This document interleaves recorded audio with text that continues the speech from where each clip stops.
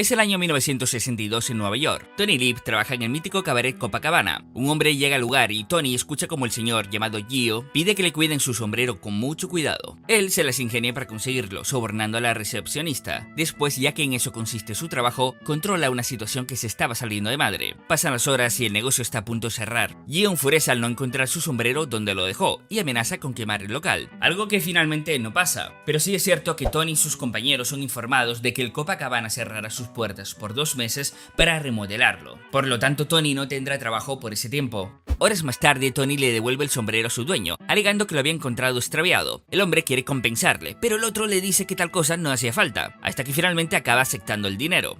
Es lo que tenía pensado en un principio, y es aquí cuando ya empezamos a ver la astucia de Tony.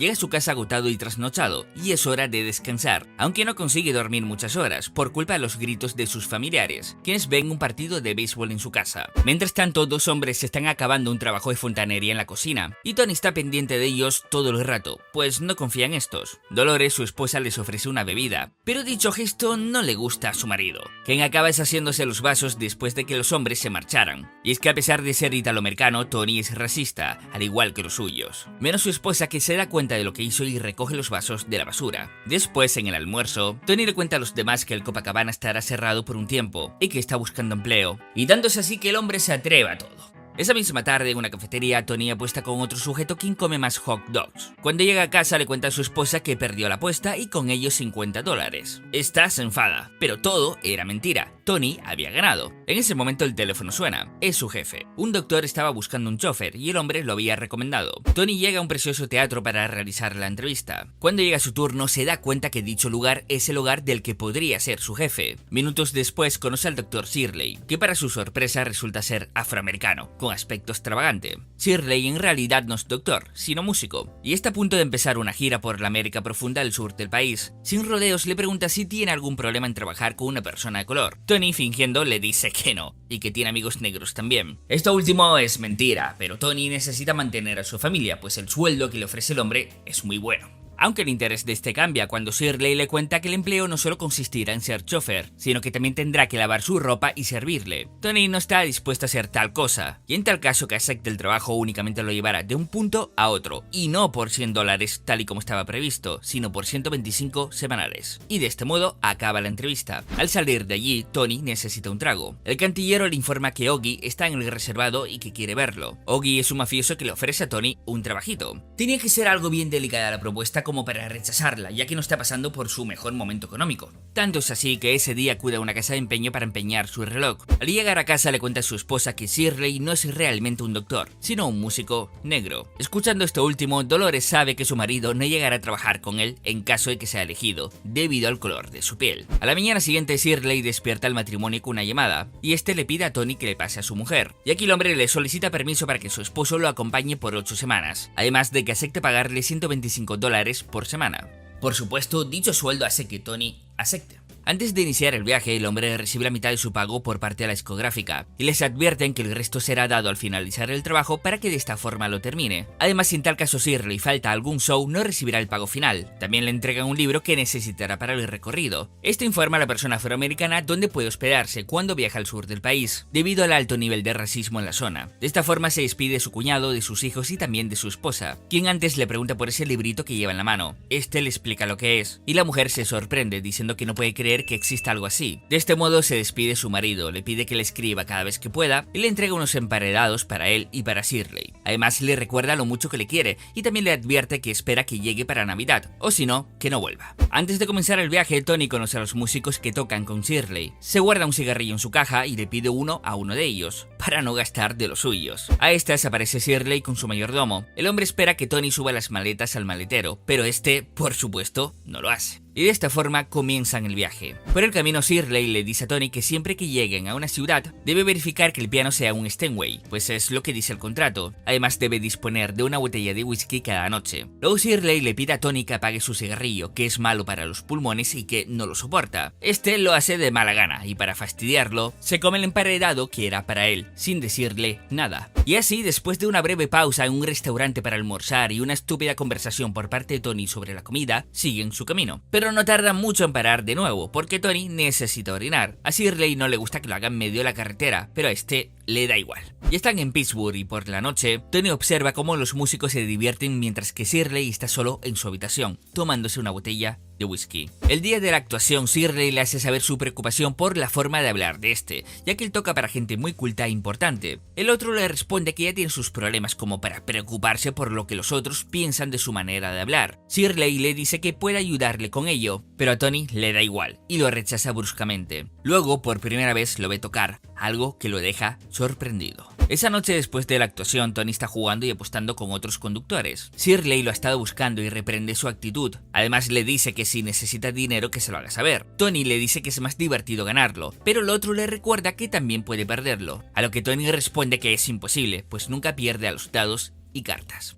Aquí ya no solo vemos cómo Shirley se preocupa por la forma de hablar de Tony, sino también por su manera de ver la vida. Por lo tanto, esta relación ya comienza a verse personal e íntima. Ahora su viaje los lleva hasta Ohio. Al mismo tiempo Dolores recibe una carta a su marido y la lee junto a sus hijos, en donde les cuenta cosas relacionadas con el viaje. Mientras continúan el camino, en la radio suena Little Richard, pero Shirley no lo conoce. Tony le dice que es imposible y le cita más artistas afroamericanos, y de igual forma, este tampoco los conoce. Algo que sorprende a Tony y le hace saber que es increíble que no conozca a su gente. Luego, en una tienda, Tony ve una piedra en el suelo que se había caído en una caja del mostrador. Este, en vez de devolverla, se la guarda en el bolsillo para llevársela. Uno de los músicos se percata de ello y se lo hace saber a Shirley. Una vez a solas, el hombre le pide que devuelva la piedra, que eso es robar, pero este se lo discute ya que la encontró en el suelo. Shirley no vacila y le pregunta que para qué quiere una piedra del suelo, a lo que el otro contesta que para la buena suerte. El hombre pide verla, luego le insiste que la pague o que la devuelva. Tony finalmente se enfada y la devuelve. Como vimos antes, Shirley comienza de una forma u otra a reeducar a Tony, pero lo hace de una manera natural y consciente, pues no le gustan los malos modales ni las injusticias. Y le da igual si le molesta o no a Tony, él siempre dirá lo que tenga que decir. Una vez en Indiana, Tony se da cuenta que el piano para el concierto de esa noche es una porquería, así que le pide al encargado un piano Steinway, que es lo que figuraba en el contrato. El tipo se burla de él y este lo arregla de la mejor manera que sabe, y de esta forma le traen el piano indicado a Shirley. Como ya hemos visto en todo momento, Tony Lip tiene una forma peculiar de arreglar las cosas y además le funciona. Y es algo que Shirley no tiene en su carácter y que necesitará en este viaje, porque los prejuicios de la sociedad no tardarán en salir. Mientras circulan, Tony le pregunta al músico que si tiene familia. Él responde que sí, un hermano en alguna parte al que hace tiempo que no ve por culpa de las giras, algo que también afectó a su matrimonio. Tony se sorprende al escuchar tal cosa, pero sí, el hombre estuvo casado alguna vez. Llegan a Kentucky y Tony aprovecha para comprar pollo frito. Invita a Shirley a que coma uno, pero este se reduce diciendo que nunca había comido pollo frito en su vida. Tony le recrimina porque es su comida favorita, al igual que la de los negros. Él le dice que le da igual que a los suyos le guste esa comida, a él no porque es diferente. Aún así le insiste a probarlo, casi obligándole, y a este le acaba gustando tanto que repite. Luego, sin saber qué hacer con los huesos, Tony le incita a lanzarlos por la ventanilla, algo que acaba haciendo y parece disfrutar. La euforia hace que Tony se emocione y tira el vaso también, pero ya esto no le gusta ni un pelo a Shirley, y hace que lo recoja. Sin duda, los dos son personas de pensamientos y culturas diferentes, y la unión que les está proporcionando el viaje hace que uno aprenda al otro, y viceversa. Esa noche llegan a un hotel de mala muerte. Los que ahí se hospedan le piden a Shirley que juegue con ellos pues le falta uno, pero él no acepta. Estos comienzan a vacilarse el hombre por su forma de vestir tan elegante y por sentirse más que ellos, algo que afecta a Shirley y se marcha del lugar. Más tarde uno de los músicos va a buscar a Tony, pues Shirley está en problemas. Llegan a un bar donde unos hombres se han sobrepasado con él, golpeándole e insultándole, solo por ser negro. Aquí Tony amenaza con sacar una pistola si no lo sueltan. El cantinero, al ver que la cosa se pone tensa, les pide amablemente con un arma en la mano que se marchen, que no quiere más problemas en su bar. Y de esta forma es como Tony consigue que le devuelvan a Shirley. Ahora, en un lugar más seguro, el italoamericano le reprocha a su jefe su actitud y le recuerda que la cosa podría haberse puesto muy fea por andar por ahí como si nada. Pero Shirley le menciona algo que es cierto. Esa conversación no existiría si estuvieran en otra zona geográfica del país. Algo que es estúpido, independientemente del color, él sigue siendo la misma persona allá donde esté, sea en Nueva York o en Kentucky.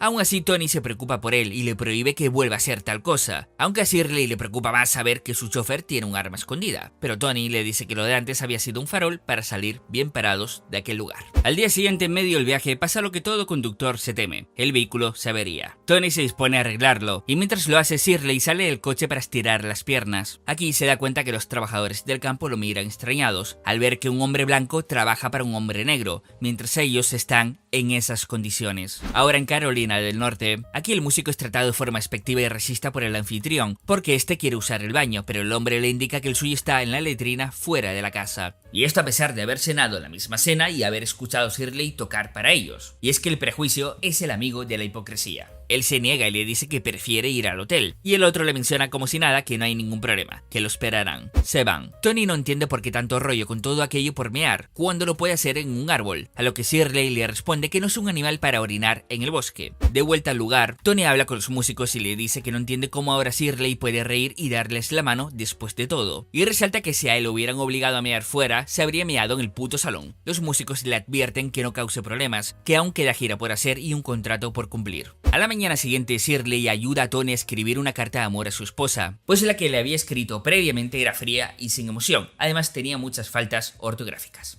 Cuando la mujer lee dicha carta, la disfruta y le causa sentimiento. En la ciudad, el músico ve un traje expuesto que le gusta. Él quiere comprarlo, pero al ver que es negro, el tipo de la tienda le dice que no se lo puede probar. Este se va indignado y Tony queda frustrado. Y esa noche Shirley toca con rabia y nuevamente recibe muchos aplausos. Parece que Shirley no es negro en el escenario, solo en la calle. Y esto nos invita a pensar sobre nuestra propia naturaleza y cómo juzgamos a los demás. A lo largo de esa noche, Tony recibe una llamada de la comisaría y cuando llega a donde lo han citado, Shirley está desnudo, esposado junto a otro hombre. Uno de los policías le informa que lo sorprendieron juntos. Tony consigue sobornar a los agentes y para suerte el músico lo dejan ir. Una vez a solas, Shirley no está de acuerdo con que sobornara a los policías, pero Tony le dice que si lo sucedido se llegara a conocer, acabaría con su carrera de músico. El otro le confiesa que no cree que en verdad esté preocupado por él, sino que está mirando por sus intereses y que quiere acabar la gira para cobrar todo el dinero. Tony se enfada por lo dicho y le dice que debería ser un poco más agradecido. Una vez en Memphis, llegan al hotel y un mafioso junto a su matón reconoce a Tony. Este le dice en italiano que no tiene que trabajar para Shirley, que él le pagará el doble, y que esa secta lo espera en el bar del hotel a las 8 de la noche. Ahora en la habitación, Shirley se mira al espejo y llora.